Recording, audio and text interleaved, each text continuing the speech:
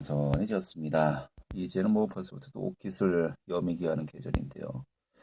자, 이럴 때 또 벗이 되어 줄 수 있는 것이 바로 책이 아닌가 싶습니다. 월요일에 책과 LP 함께 하도록 하죠. 자, 오늘도 책 소개해 주실 안정환 작가 자리했습니다. 어서 오시죠. 예, 안녕하세요. 네, 반갑습니다.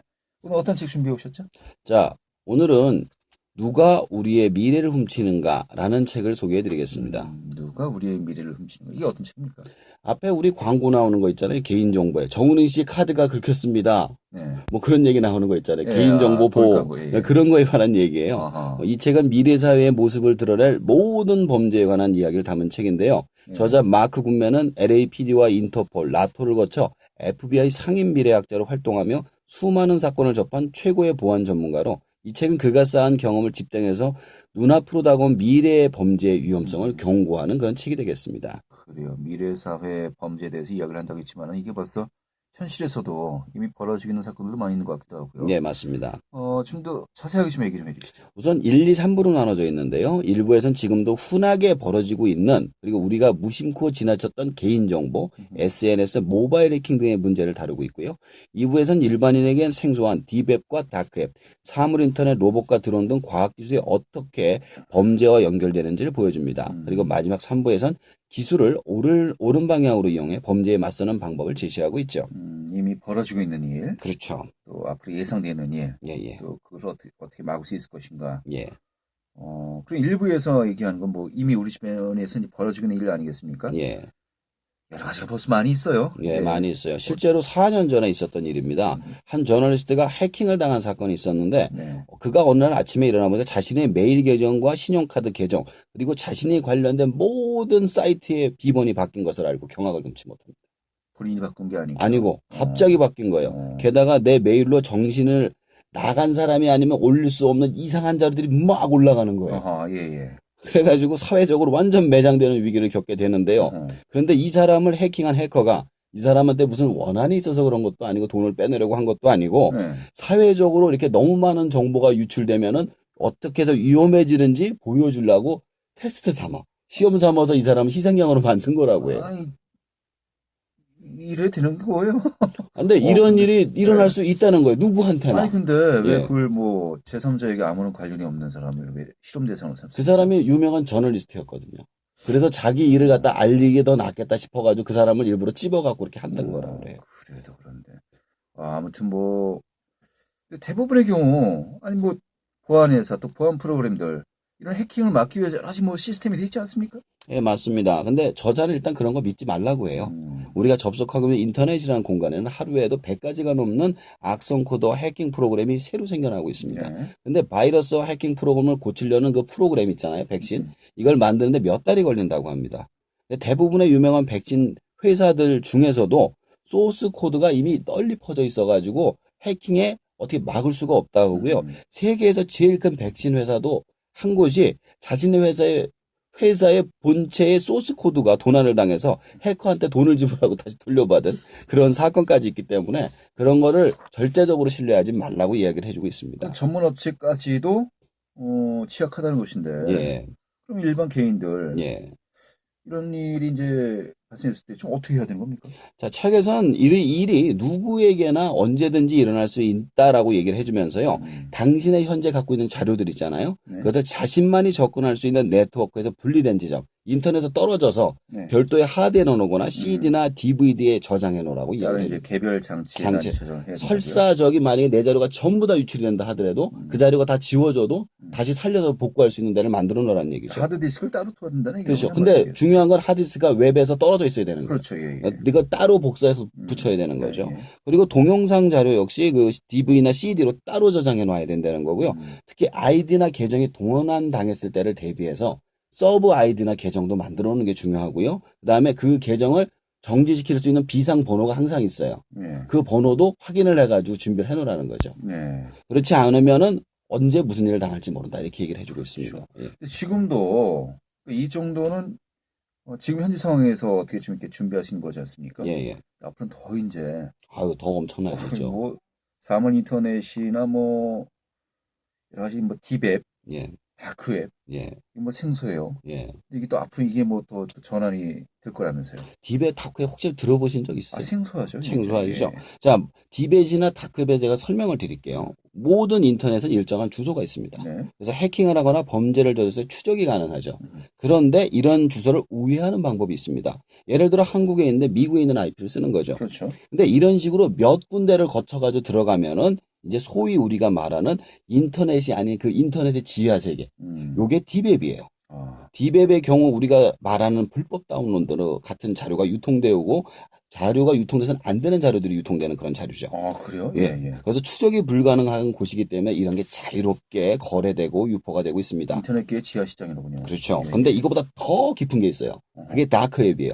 어두- 쉽게 말해서 어둠의 경로라고 할 수 있는데요. 예, 예. 여기는 그냥 불법 사이트가 아니에요. 마약서부터 인신매매, 무기밀거래, 해킹 프로그램들 엄청나게 예. 이게 돌아다니는 거예요. 그래서 저자는 여기서 거래되는 정보와 무기 등이 테러 집단의 주로 거래 요소가 되기 때문에 굉장히 위험하다고 이야기를 해주고 있습니다. 그래, 여기 뭐, 그럼 들어갈 수 있는 사람들도 소수겠네요.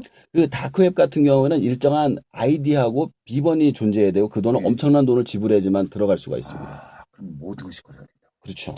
야, 이것도 호기심 천국이 또. 예. 디웹, 다크웹. 그러면은, 사물 인터넷, 드론, 뭐, 로봇. 이런 이야기는 또 왜 나오는 겁니까? 저 사물 인터넷이라는 건 그거잖아요. 모든 전자기기를 가지고 인터넷으로 연결하는 게 사물 인터넷이고 드론은 날아다니는 걸 드론이라고 하죠. 그렇죠. 로봇은 우리 일을 대신해 주는 그런 것들이고 디웹이나 다크웹에서 나오는 자료를 바탕으로 테러 집단이 해킹 기술을 익히게 되면 그것을 바탕으로 사물 인터넷을 해킹해서 정해진 목표를 암살하거나 배달 드론으로 대량의 폭발물에 네. 독가스를 넣어서 도시 전체를 파괴하는 방식으로 테러를 저질 수 있다는 것이죠. 맞아요. 예. 실제로 2016년 4월 핵 안보 정상회의에 참여한 영국 캐머런 총리는 IS 테러리스트들이 드론을 이용해 서구 주요 도시의 방사능 물질을 살포하는 더티밤 공격을 계획하고 있다라고 말했습니다. 또 오바마 대통령도 역시 그 세계가 직면한 가장 위험한 위협 중에 하나가 IS의 핵물질 이용이라고 얘기를 했죠. 이런 핵물질은 의료시설에서 불법으로 유출돼 가지고 인터넷 지하 세계인 다크웹에서 지금 현재 결회되고 있고요. 테러리스트들이 대도시 상공에 드론을 이용해서 막 배달하듯이 쫙 뿌리는 거예요. 그럼 건물 하나하나마다 다 가서 터지는 거죠. 그리고 이제 그 핵물질도 어떻게 제작하냐면 그전에는 대규모 시설이 있어야 가능했어요. 지금은 3D 프린터로 그걸 제작을 해버리는 거예요. 예, 예. 그러니까 쉽게 더티밤을 만들어가지고 그걸 가지고 돌릴 수 있다는 것이죠. 예전 테러라고 하면요, 일반적인 재래식 총과 폭탄으로 뭐 기습을 한다 이거였지 않습니까? 예. 이제는 개념이 달라지는 것 같아요. 아예 전혀 달라진 거죠. 예. 자, 테러리스트는 옛날엔 총하고 폭탄으로 싸웠잖아요. 그렇죠. 자폭을 하고. 예. 근데 스마트폰으로 현재는 타깃을 실시간으로 확인하고 SNS에서 그 사람에 관한 정보를 수집을 해요. 네. 그 다음에 이제 탈출 경보를 확보하죠. 그리고 또 한 가지 3D 프린터 말씀드렸잖아요. 예전에 총기를 갖고 들어가야 되는 위험이 있었잖아요. 그렇죠. 지금 플라스틱으로 제작을 해서 쏩니다. 음, 거기다가 직접 갈 필요도 없이 초소형들은 조그만 거 있잖아요. 그렇죠. 예. 그런 걸 가지고 자기가 원하는 장소에 폭탄을 실어 보내면 되는 거예요. 맞아요. 이렇게 하면 사실 테러가 커지잖아요. 근데 어떤 상대를 갖다가 암살을 하는데 사고사처럼 보이고 싶다. 제일 좋은 방법은 그 사람의 DNA를 분석을 해가지고 그 사람의 알러지나 이런 걸 분석해서 그 사람한테 맞는 향수라든가 이걸 중간에 폭발시키는 거죠. 그러면 옆에 있는 사람 멀쩡한데 그 사람만 죽는 거예요. 네. 근데 이 DNA 분석이 현재 $100 정도밖에 안 들다는 사실이죠. 음, 그래서 내가 어떻게 인터넷에 흘린 데이터뿐만 아니라 무심코 뱉은 침, 식당에서 사용한 컵, 목욕탕에 흘린 머리카락 등을 갖다가 수집해가지고 나를 공격할 수 있는 무기가 될 수 있다는 겁니다. 그래요. 그렇다면 이렇게 1부, 2부는 현재 기술의 어떤 위험성을 이제 알려준 것인데, 예. 이 3부에서는 이러한 그 범죄에 맞서는 방법을 또 이제 소개했다라고 하지 않습니까? 예, 예. 어떻게 해야 된다는 겁니까? 좀 어떻게 소개하고 있나요? 자, 우선 개인정보 보안, 이게 제일 중요한데 한 가지 알려드릴게요. 스마트폰을 산 지 뭐 1년도 안 됐는데 배터리가 급격하게 따시는 분들이 가끔씩 있습니다. 네네. 그분들은 그러니까 핸드폰 자체가 해킹이 됐다기보다는 그 안에 쓸데없는 앱이 너무 많이 깔려 있는 거예요. 그렇죠. 우리가 지금 보면은 손전등 앱을 갖다가 만에 들어가서 보잖아요. 거기 내 위치 정보, 주소록 이런 게 다 세요. 그러면 그 수많은 앱들이 그 정보를 갖다 계속 쏘기 때문에 다 배터리가 빨려가지고 빨리 없어지는 거거든요. 그래서 제일 중요한 건 첫 번째 뭐냐, 쓸데없는 앱을 다 지우는 겁니다. 맞아요. 그 다음에 이제 남아있는 앱들도 내가 필요한 만약에 뭐, 위치 정보는 지도 앱은 필요하잖아요. 그것만 빼고 나머지는 다 꺼야 되는 거예요. 그런 식으로 하지 않으면은 안 된다는 거죠. 근데 책 속에서는 이거보다 더 큰 얘기를 해주는데요. 그렇죠. 개인의 정보 방식보다는 사회 전체, 더 나아가 세계 전체가 보안 시스템을 더 정교하게 만들어야 된다고 얘기를 해요. 예를 들어 생체 인식과 비밀번호를 동시에 사용하는 방식인 거죠. 그러니까 직접 집번호 누를 때 번호만 누르잖아요. 근데 이게 하나하나가 다 지문을 인식하는 형태로 바꾸고, 그 다음에 이제 홍채 인식과 목소리를 동시에 내가 이제 목소리를 갖다 뭐 열려라 참깨라고 했을 때 내 목소리를 갖다 인식을 해서 비밀 암호하고 같이 열리는 방식으로 다 바꿔야 된다는 거죠. 더 나아가선 이런 사이버 보안 인식에 대한 교육과 훈련을 기존의 그 교육 체계에 안착을 시켜야 된다는 겁니다. 지금 보면은 학교에서 이런 거 전혀 안 가르쳐 주잖아요. 그러니까 사회에서 전혀 안 가르쳐 주고 있잖아요. 근데 이런 것들을 위험하다. 이건 이런 식으로 해야 된다라고 계속 끊임없이 교육 훈련을 해야 된다는 것이죠. 이런 식으로 개개인의 사이버 안전뿐만 아니라 사회적 범죄, 사회적 테러까지도 막을 수 있다는 이야기를 해주고 있습니다.